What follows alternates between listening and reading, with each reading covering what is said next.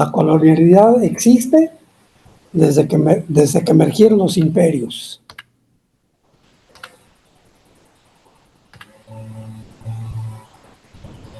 La cultura bantú, que nació en el centro de África, se expandió a Egipto, de Egipto fue a Grecia, de Grecia a Roma y luego por todo el Mediterráneo. En Grecia-Roma fundaron la cultura greco-romana, que es el origen de nuestra civilización. Carlomagno, Alejandro, Gengis Khan fueron conquistadores y colonizadores en Eurasia. De tal modo que la civilización occidental en la que vivimos es el resultado de un proceso de aculturación y asimilación cultural. En Mesoamérica, en el siglo XV, se hablaban 100 lenguas, que quiere decir 100 culturas. Una de ellas, dominante de toda Mesoamérica, la toltequidad, la cultura tolteca.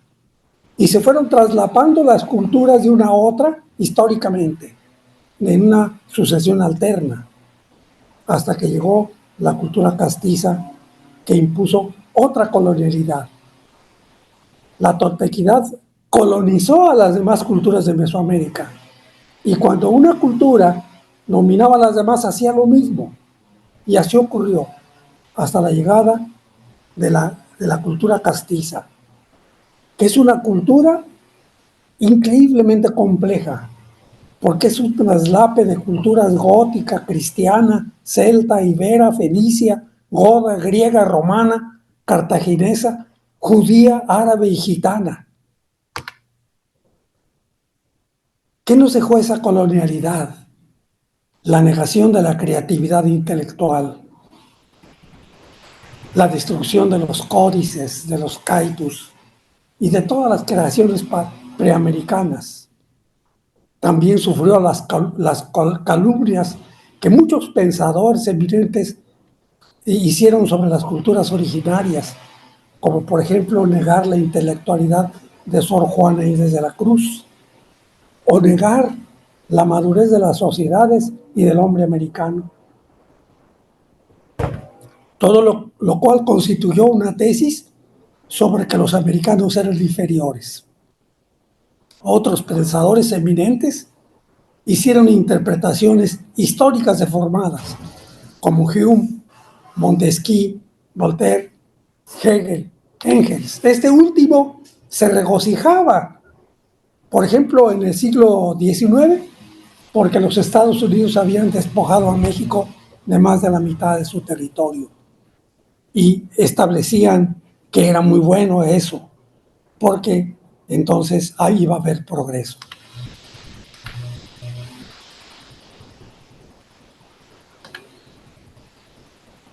Por ejemplo, también tenemos colonizadores en América, como el presidente Fernández de Argentina, que decía textualmente: los mexicanos salieron de los indios, los brasileños salieron de la selva y los argentinos bajaron de los barcos. ¿Cuál es la realidad latinoamericana frente a este proceso colonizador? Clases y pueblos explotados, el no ser, el no estar, el no tener lugar, el no existir. Es una utopía vulgar de lo imposible, de lo absurdo, porque se caracteriza por la mujer castrada, el Edipo alienado, el pueblo explotado, no ser, la mujer oprimida por el machismo, la miseria, la juventud y la cultura popular la humilladas. Shakespeare, en una de sus obras, La Tempestad, introduce una figura, Próspero, que es un duque traicionado y exiliado de su reino, y que en ese exilio va a parar a una isla paradisíaca, donde es náufrago. Y ahí se encuentra a otro personaje, Calibán, que es hijo del anterior habitante de la isla.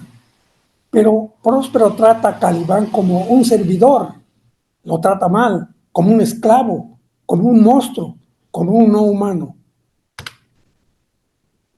Próspero significa la cultura sajona y europea, y América Latina simboliza a Calibán, de una postura subalterna, donde hay una lucha constante y desigual entre Próspero y Calibán, quien potencia la conciencia y su etos contra la hegemonía. Juan Enrique Rodó, en su obra Ariel, también equipara a Próspero y Ariel, a Próspero como Norteamérica y Ariel como América Latina, donde Ariel, América Latina, cumple una función subalterna, aunque, aunque Ariel, Próspero, le da mejor trato a Calibán, América Latina, porque a Norteamérica, que es próspero, le promete liberarlo algún día si le presta lealmente sus servicios. ¿Qué heredamos de la colonialidad?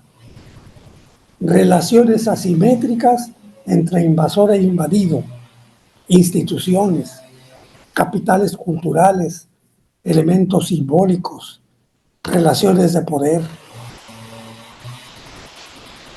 Frente a eso, surge un pensamiento decolonizador o descolonizador, que es una propuesta crítica a esta herencia colonial, mediante la construcción de la modernidad, que implica superar los vestigios de las relaciones culturales y sociales coloniales, que significa superar la construcción alterna, crítica e innovadora de las relaciones de dominación, que significa la apuesta por una nueva sociedad y un nuevo sujeto latinoamericano, que significa la construcción de nuevas subjetividades y nuevos sentidos, que significa una postura para desarraigar la herencia colonial, que significa la construcción de nuevas subjetividades y nuevos sentidos. Eso es la construcción de la identidad latinoamericana.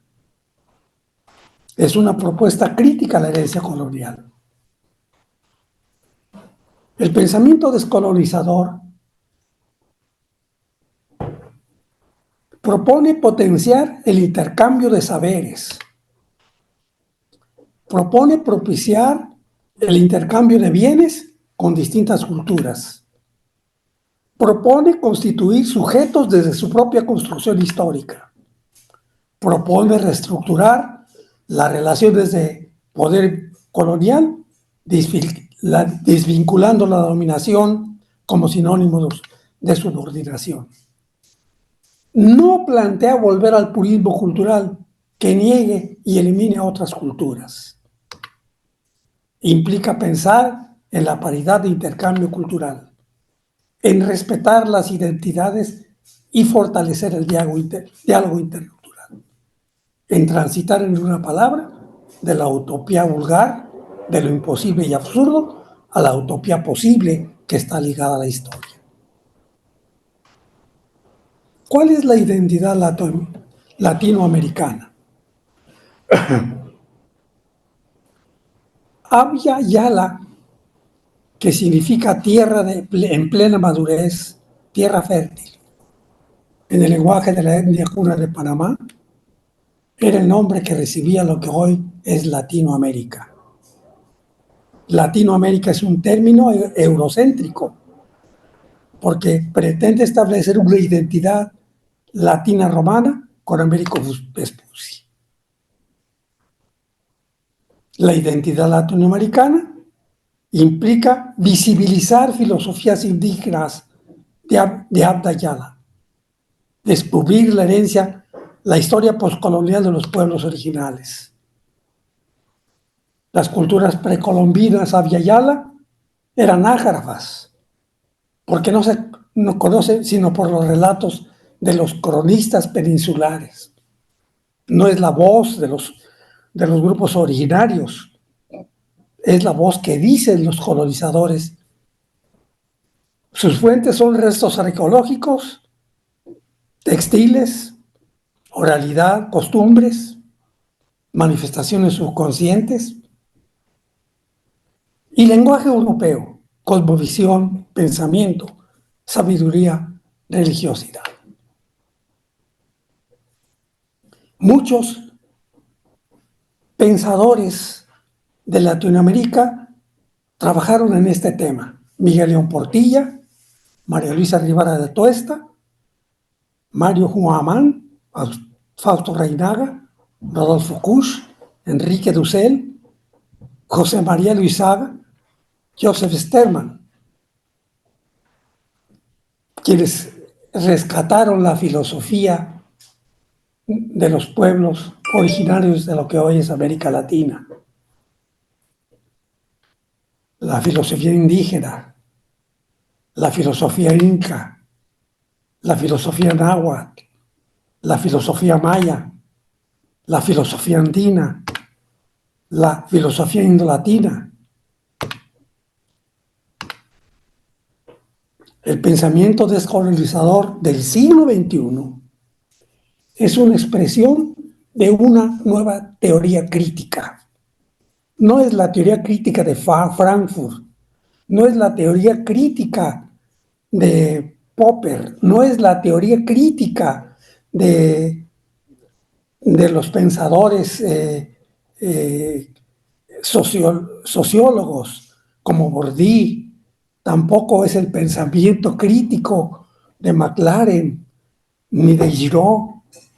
Es un pensamiento crítico diferente, porque asume que la América tiene que ser un espacio soberano, que América debe ser una matria, no una patria, no padre, es una madre.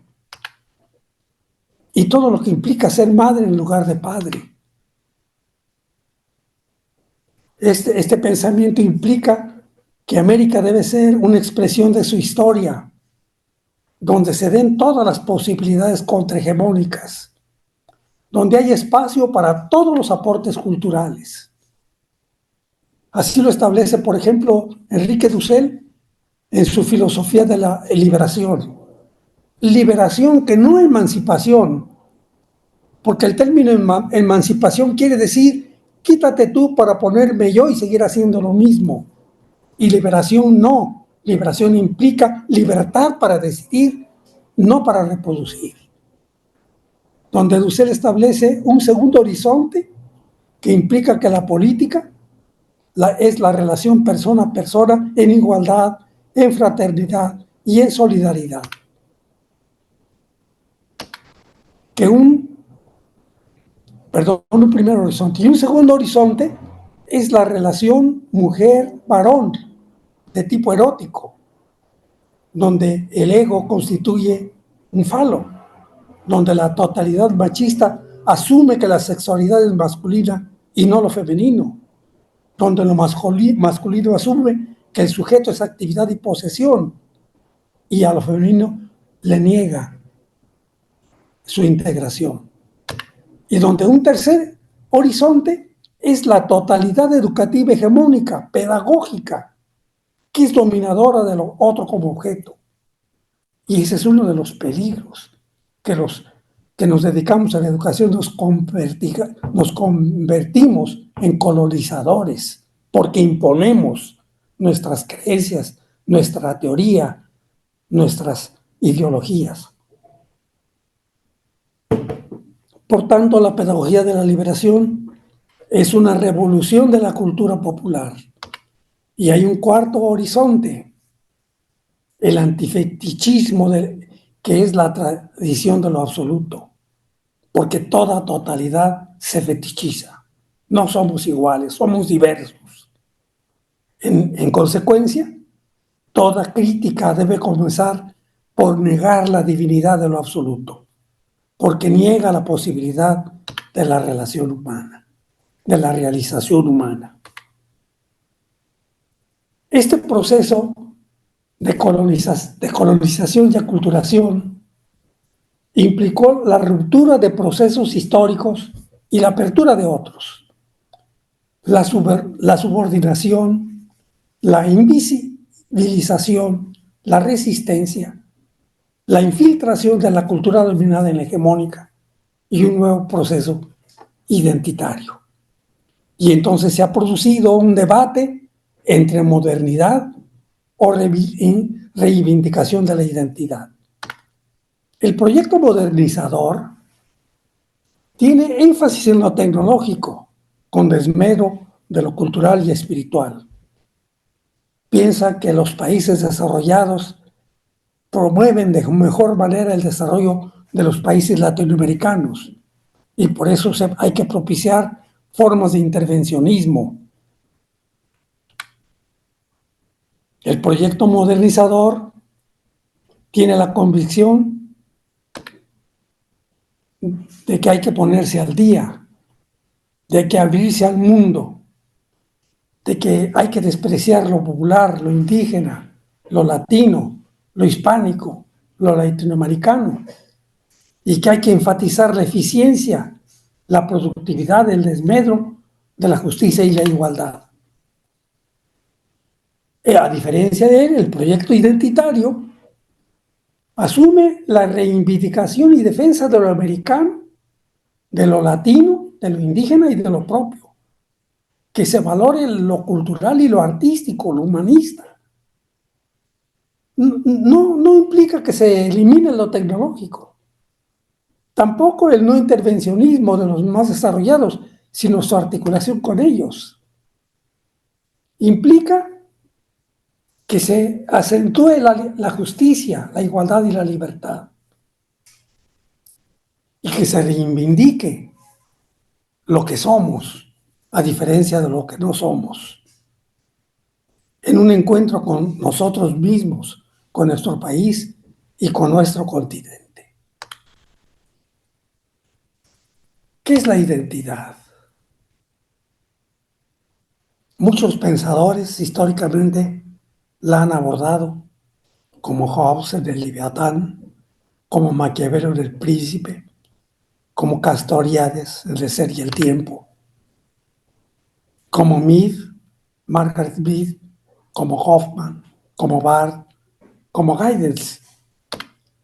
Y en América Latina también la han abordado muchos, como Vasconcelos en su raza cósmica, donde planteaba que los latinoamericanos somos mestizos, o como Antonio Caso, en su ideología nacional, que denunciaba la inexistencia de unidad cultural, social o racial en América Latina, o de Samuel Ramos en El perfil del hombre y la cultura en México, donde retrataba desde un enfoque psicoanalítico las características de lo que somos los mexicanos, en consonancia con el planteamiento de Octavio Paz en El laberinto de la soledad, donde también hace un análisis profundo acerca de la idiosincrasia mexicana, o el trabajo de Martínez Estrada en la radiografía de La Pampa,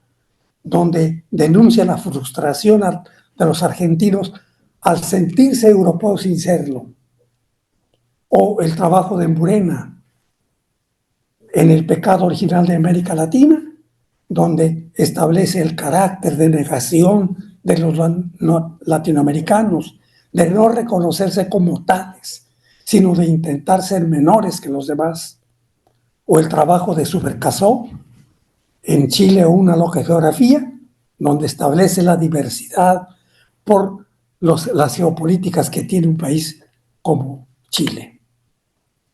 Hay muchas teorías de la identidad.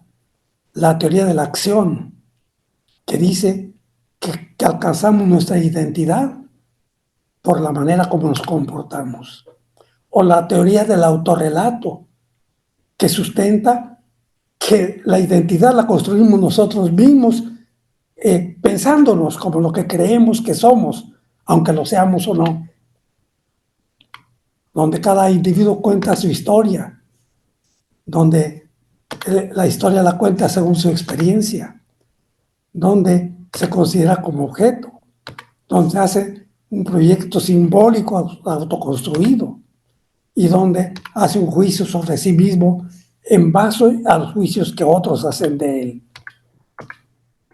O la teoría epigenética que estableció Erickson sobre diversos estadios mediante los cuales en una dialéctica de confrontación se va estableciendo la identidad de los adolescentes. O la teoría de la identidad social, donde establece que nuestra identidad está cifrada por la forma en que nos comportamos en los grupos sociales a los que pertenecemos, los estereotipos y las prácticas sociales en las que vivimos. O la teoría de la identidad social, que establece que nuestra identidad depende de la posición que tenemos en una sociedad y de la experiencia que establecemos en interacción con los pares, y donde finalmente tenemos un sentido subjetivo de continuidad a través de las interacciones. Y que nuestra personalidad está en 3 planos: las identidades, la reflexividad, la identidad social, la identidad personal y la identidad del yo. En la social, en el plano social estructural, nos determinan los sistemas políticos y económicos. En la interacción, el comportamiento de nuestra vida cotidiana. Y en el personal, aquello que vamos insertando psíquicamente en nuestro yo. Y otra teoría más compleja, la teoría de la identidad cultural, que establece que nuestra identidad es el producto de la cultura en la que vivimos. En suma, ¿cuál es la identidad latinoamericana? Pues no tendremos más que resumir que no existe. No hay una identidad latinoamericana. Hay identidades: blancos, mulatos, mestizos, negros, ambos, indios, afroandinos, afrocaribeños, indolatinos. Pero no hay una identidad latinoamericana única. México mismo tiene influencia indígena de más de 72 etnias. Tiene influencia de más de 100 mestizajes de Francia, de Estados Unidos y de Sudamérica. Y tiene influencia europea, como ya dije, de muchas culturas: cristiana, celta, ibera, fenicia, goda, cartaginesa, judía, árabe, gitana, gótica. En Estados Unidos hay una tercera hispanidad. Los Ángeles es, por ejemplo, la tercera ciudad de lengua española más grande que hay en el mundo. La literatura autobiográfica y la narrativa caracterizan a la identidad chicana. El arte de los graffiti en las calles de Los Ángeles recrea lo que está en Altamira. Hay influencia angloamericana y hay resistencia de la cultura europea. La influencia angloamericana plantea un desafío al crimen, a las drogas, a las ideas, al cine, al lenguaje, a la urbanidad y al consumo. Y la persistencia de la cultura hispana al mismo tiempo plantea los valores religiosos, los sagrados del mundo, la experiencia, la continuidad, el respeto a los viejos, el respeto a los mayores, la familia, la lengua. América Latina es intercultural, diferenciada, heterárquica, compleja, pluricultural, con desequilibrios, inequitativa, con muchos sentidos. ¿Qué sociedad hay ahora en el siglo XXI? La modernidad líquida que comenta Bauman, o la sociedad del rendimiento y del cansancio que nos propone Byung-Chul Han, o la sociedad postindustrial que preconiza Bell, o la de la civilización y la sociedad del espectáculo que denuncian Vargas Llosa y Debord. Muchos clamamos que somos únicos, que somos seres históricos, que hacemos la historia, pero difícilmente con nuestro comportamiento nos comprometemos con ella.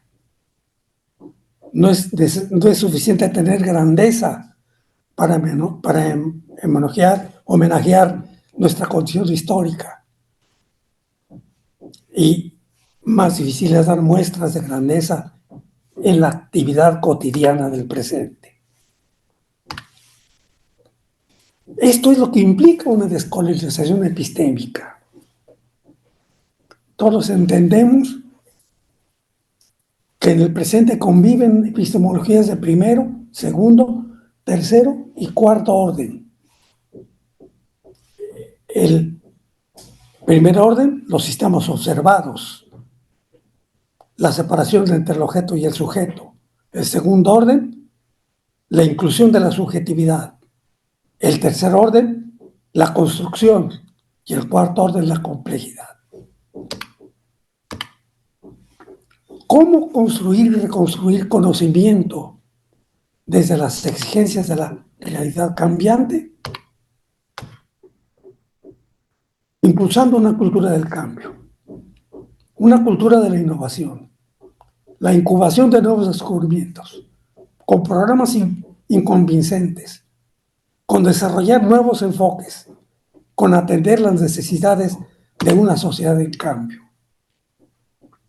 Asumiendo una epistémica gnoseológica que implique una visión de realidad, del momento, del presente, que establezca una relación de conocimiento, no una relación causa-efecto, sino una relación circular, que implica la apropiación de una conciencia, donde cada sujeto no sea concientizado, sino que se apropie de la conciencia y decida lo que quiera decidir, potenciando la capacidad de razonar y de pensar de distintas maneras y transformando el conocimiento en conciencia.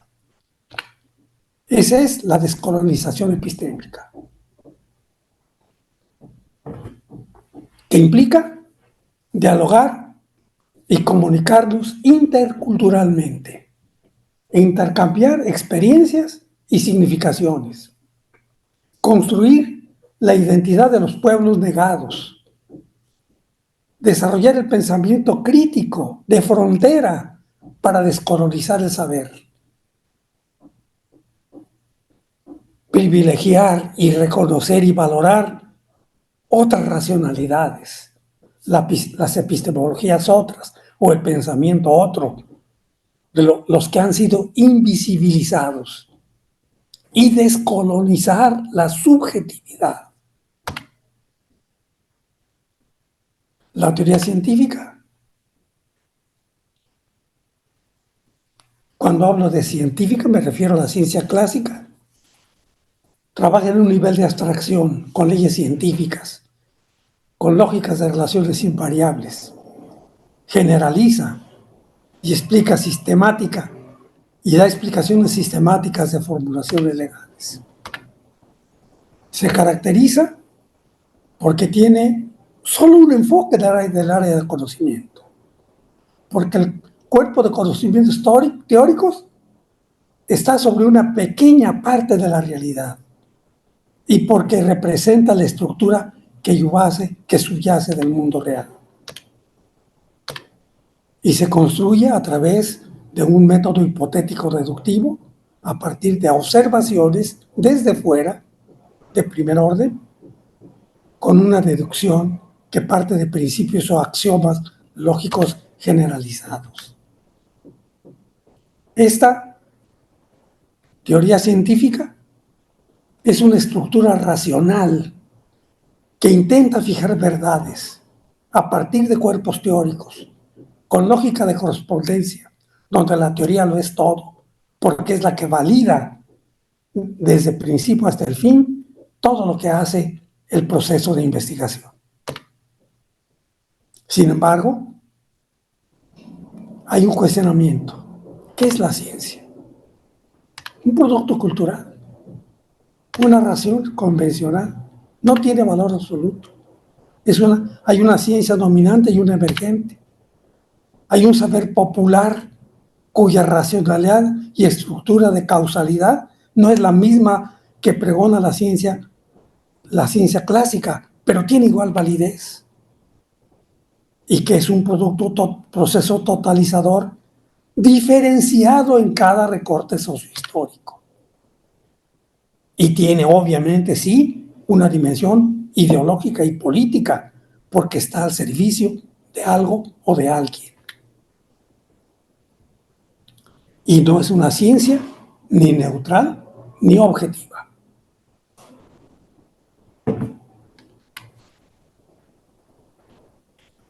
La ciencia clásica parte de un problema, se enseñorea la teoría, a partir de ella se construyen hipótesis y con eso se hacen los trabajos de interpretaciones de una realidad concreta. La ciencia no clásica parte de un problema eje, de campos de objetos, parte de la realidad, no de la teoría. Reconstruye los campos y los articula, incluye lo que no ha sido pensado y busca las significaciones más allá de lo que dice la etimología del lenguaje. Problematizar la teoría implica descomponer los cuerpos teóricos. Problematizar la teoría implica no subordinarse a la teoría como algo dado incuestionable, sino significa decodificarla para saber cuál es su vigencia y pertinencia en el contexto de la realidad del presente. Y articula lo posible a una metodología y a la construcción de conceptos ordenadores. La metodología implica distanciarse, historizar, es decir, colocarse en el momento de frontera del desarrollo histórico de una sociedad y establecer también las implicaciones de su génesis, de sus posibilidades y de la manera como se relaciona con otros objetos de conocimiento, articulando lo pertinente de la experiencia y lo pertinente de la teoría. Los conceptos ordenadores son una articulación de lo dado que permanece vigente y pertinente de lo que está ocurriendo ahora en una historia del presente, en lo específico de lo que sucede en distintos niveles de realidad.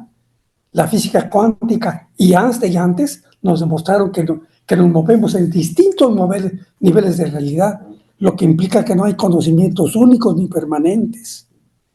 Y los contenidos se articulan mediante una praxis, pero no una praxis de tipo marxista, de vinculación teoría-práctica, sino de la construcción de teoría a partir de la praxis, del quehacer, de la construcción de una nueva realidad.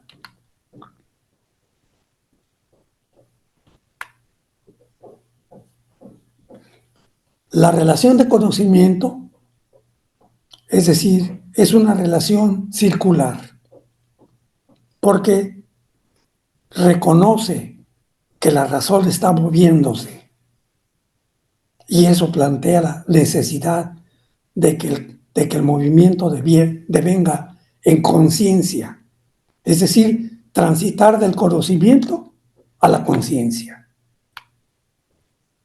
pasar del razonamiento crítico a la categoría de necesidad. El razonamiento crítico, que como ya dije no es el sentido crítico de la escuela de Frankfurt, ni el de Popper, ni el de Girón, ni el de Maclaren, ni el de Freire, sino es una crítica que construye teoría desde la praxis de la realidad concreta en espacios estrictos, porque plantea abrir, construir categorías abiertas, no decididas por las teorías, y porque reconoce en ellas lo potencial, lo posible, lo que puede propiciar el movimiento de la realidad en el sentido que se desea. y se articula lo dado con lo dándose, pero también con lo no dado de la realidad, con lo que aún no existe, lo que implica plantear a dónde va la realidad, cuál es el futuro. Eso plantea la imaginación, que es una de las capacidades o de las aptitudes que tiene el ser humano, Homo sapiens, más allá que cualquier otra criatura.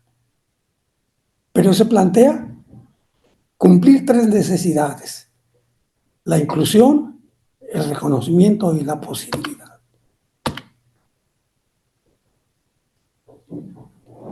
La historicidad implica romper parámetros. Esa es la primera condición, lo necesario. Lo necesario implica romper parámetros.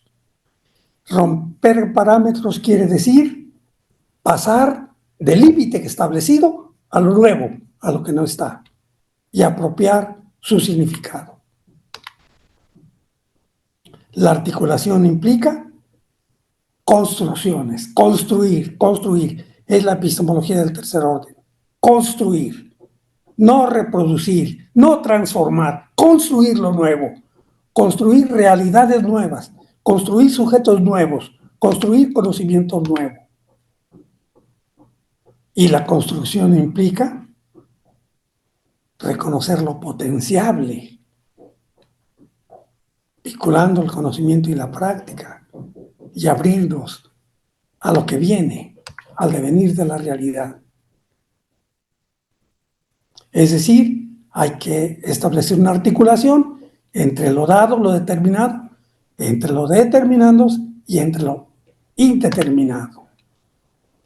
Esto implica una razón epistémico-gnoseológica, donde pasamos de cuerpos teóricos a horizontes, a la dimensión de sujetos del futuro. Y eso lo trabajamos a través de la construcción de conceptos ordenadores. Lo que implica es que pasemos de la conciencia teórica, que se contenta con explicar, a la conciencia histórica, que implica básicamente abrirse a lo inédito, a lo no dicho, a lo no pensado, a lo no establecido, a lo que está por llegar, pero que es necesario construirlo con esta praxis. Hay muchos pensadores que avalan este enfoque de desepistemar, de desepistemización. Hay muchos a lo largo de la historia del pensamiento.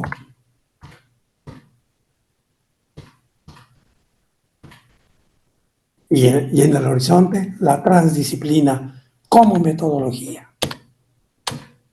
Implica muchas políticas que hay que asumir.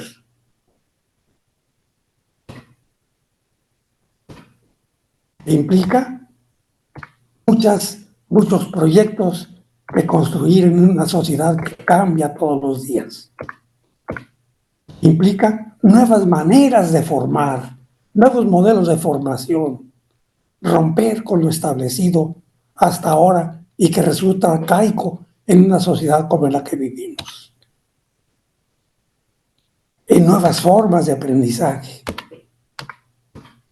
en nuevas formas de evaluar. Una aspiración es llegar al aprendizaje adaptativo, que implica que cada quien aprenda solo lo que necesita.